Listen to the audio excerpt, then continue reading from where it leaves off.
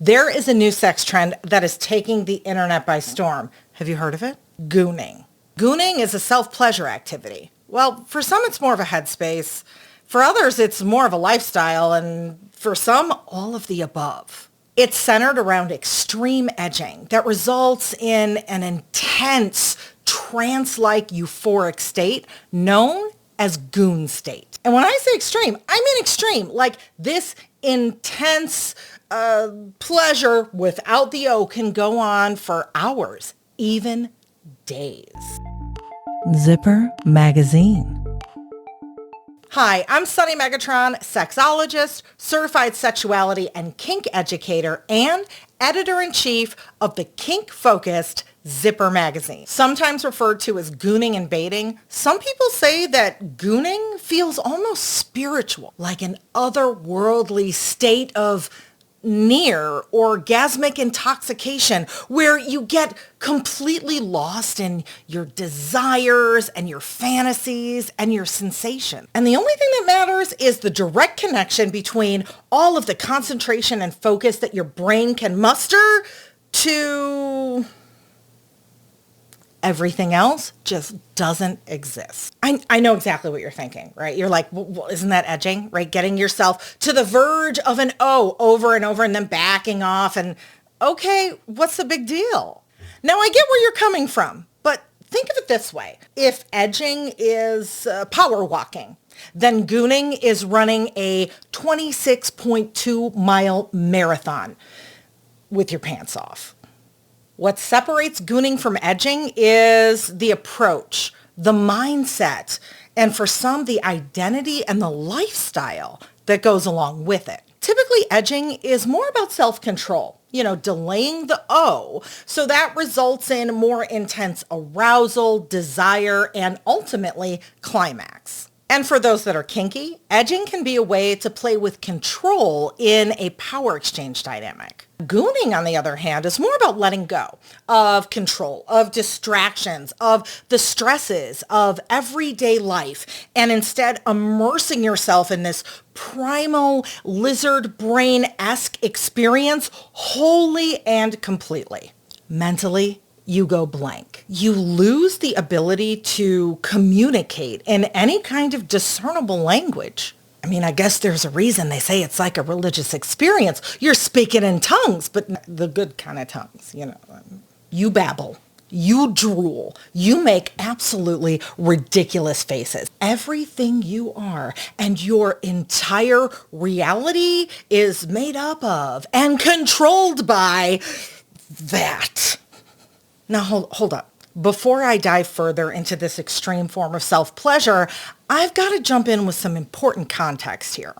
Keep this in mind. Anytime there is a new sex trend that is taking the internet by storm, as gooning seems to be, that means that all those online magazines and content creators and media platforms that are covering this hot new sex trend, they benefit by emphasizing the most outrageous and unbelievable details, because the more sensationalized, the more shocking, the better the chances are that you're going to be intrigued enough to click to learn more. And sometimes people sensationalize those details not because outrageous hook or headline gets more views, but because, whether they realize it or not, drawing conclusions or making false equivalencies or giving opinions based on their very limited understanding of a sexual practice or a community that they aren't a part of,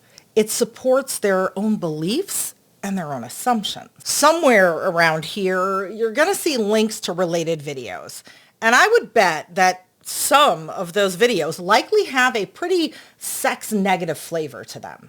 They might make fun of or call people that are into gooning sick or porn addicted or they're out of control. Those kinds of sex-negative sentiments are in line with those of communities like NoFap. Now, that is a whole nother rabbit hole to go down, by the way, and that's a whole nother video. But see my other video on No Nut November? It's kind of related. Needless to say, there are a lot of assumptions floating out there about gooning that just aren't true. This skewed understanding of what gooning is has led to this widespread misbelief that every single person who goons, they are all young, straight, cis men who can't get girlfriends, they're kind of incel-y, right?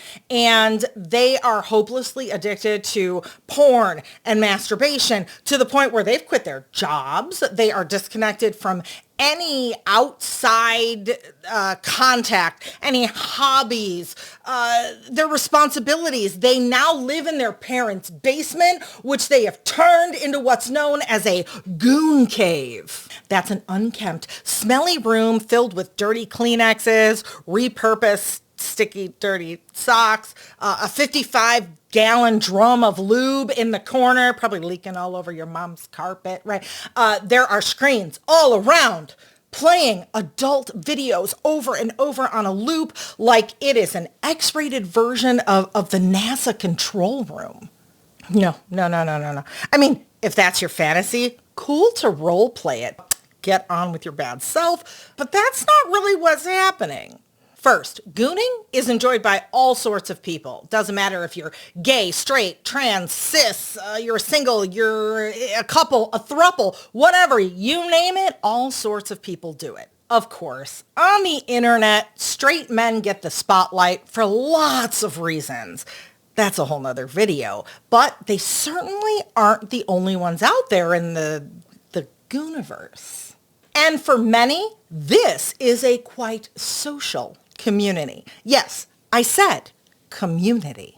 You only have to go as far as Reddit to see what I'm talking about. The most popular gooning subreddit has nearly 1 million members. And there are many others too, with thousands, some hundreds of thousands of members. Subreddits and forums and groups for couples, for women, for queer folks, and it goes on and on and on. It's like Rule 34. Is there a Rule 34 of subreddits? Like if you can think of it, there's a subreddit of it, because that's what it's like with gooning. And yes, many of these groups exist solely to share content and other titillating information. But there are others centered around sharing educational information, advice discussions, or that serve as a hub for educational enthusiasts to socialize and connect in a non-goon space headspace. There are even virtual and in-person gooning get-togethers. In Zipper Magazine's video with goddess Rosie Reed, she talked about Airbnb baits. This is where people will rent out a place for the weekend and host gooning events where they goon together. And there's so many other websites and forums and Discord groups dedicated to gooning too. Okay, but you're like, but what about the porn addiction thing? Aren't all of these people gooning because they are hopelessly addicted to porn? Isn't that bad? Now, it's true that some people into gooning call themselves pornosexuals or solosexuals who exist just to whack it to adult material or their own fantasy playground in their mind. And when talking about their fantasies, some might emphasize their lack of human skin-to-skin connection, or they might incorporate distress or humiliation over that in their fantasy banter. But did you catch it? Did you catch what I just said? I said fantasy. That is an important key word. Looking at why people are into gooning and what they get out of it will shed some light on the association of porn addiction with the gooning community. We only have to go as far as looking at the psychology behind eroticism and human sexuality. Being powerless. We see this as a theme over and over in erotic fantasies. Being powerless to the whims of someone or something else can give us permission to let go fully and uninhibitedly experience our true pleasure. Authentically embodying your pleasure is a really hard thing to do, being socialized in a culture that is so centered around shame. And it doesn't matter your gender, your sexuality, or anything else, all of us wrestle with shame to one extent or another. And so one way to get out from under shame's thumb is to tap into uninhibited pleasure by indulging in fantasies that take us out of the driver's seat. The subconscious rationale is, well, if some highly sexual, really dirty thing was my idea, well, doesn't that mean I'm some weirdo perv that should be ashamed of myself? If I'm influenced or intoxicated by larger forces, it's not my fault or my idea. I'm off the hook. And with that shame and blame out of my hands, I'm free to just experience. We see this psychology at play in hypno fetishes and fantasies, also a wide variety of scenarios that involve submission. And here's the important distinction. For a lot of gooning enthusiasts, it's not addiction that fuels their maladaptive activity. It's fetishizing or role-playing an addiction that brings the fantasy alive. This is addiction fantasy. Wasn't my fault. I was powerless over the addiction. I guess I have no choice but to sit back and enjoy for hours and hours and days. If you're familiar with kink, I know you know this all too well. We pretend to be in dysfunctional or maladaptive situations all the time because it's a hot fantasy. But we know that we're role-playing that in the safe container of kink. I'm not a bitchy, controlling dean that humiliates my university students and, makes them do favors for good grades. I'm just role-playing. I'm not really a bimbo that deserves to be used and discarded because that's the only thing I'm good for in life. That's my fantasy. And maybe I'm not hopelessly addicted to watching spicy videos to the extent where I self-pleasure to extreme lengths. That's just my fantasy, and it is damn hot. And I got to give you another caveat. First, full disclosure, I'm not a licensed psychiatrist or psychotherapist, and diving super deep into the controversy and the existence of porn addiction or sex addiction, that can easily be a whole nother video series. But know that sex and porn addiction has been rejected as a diagnosis by the American Psychological Association, ASECT, and a bunch of others. That's not to say in some circumstances those things can't be part of a compulsive behavior that can be so bad it can seriously disrupt somebody's life. But know that the distinction between what's a true addiction and a compulsive behavior are two very different things, and that can be important. If that piques your curiosity, I encourage you to read more up on it. And so now let's go back to gooning being this hot new sex trend that we've never seen before. No, not really. We've been doing this extreme edging with the fantasy scenario that goes with it, that is based in I'm addicted, I can't help it, for years, decades, even centuries. I mean, not with porn on their phones because, but hieroglyphs, I don't know. Scrolls, maybe.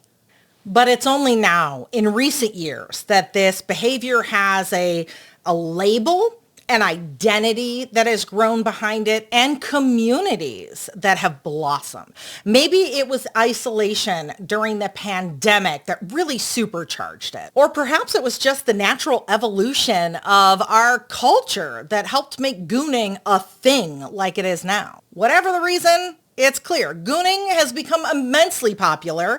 It's still widely misunderstood, but it is here to stay. If this is the first you're hearing about gooning or you've learned something new, head on over to Zipper Magazine, where we have dedicated a whole smorgasbord of content to uncovering the realities around gooning and busting myths too. Check out what JV Marks, a person in the community, has to say about what we are all getting wrong about gooning. Or if you're like, well, I want to find out a little more, Zipper's Guide to the Goonisphere, or right here on YouTube, Goddess Rosie Reed's video all about gooning. And if you have any other kinks, fetishes, or sexual trends that you'd like deconstructed, let us know here in the comments. You know, I'm the editor-in-chief and I've got connections with the Zipper team. Just saying. I'm sexologist and kink educator Sunny Megatron. Until next time, have fun exploring the Gooniverse. Bring Kleenex and lube. Real kink for real people. Brought to you by Sunny Megatron and Clips for Sale.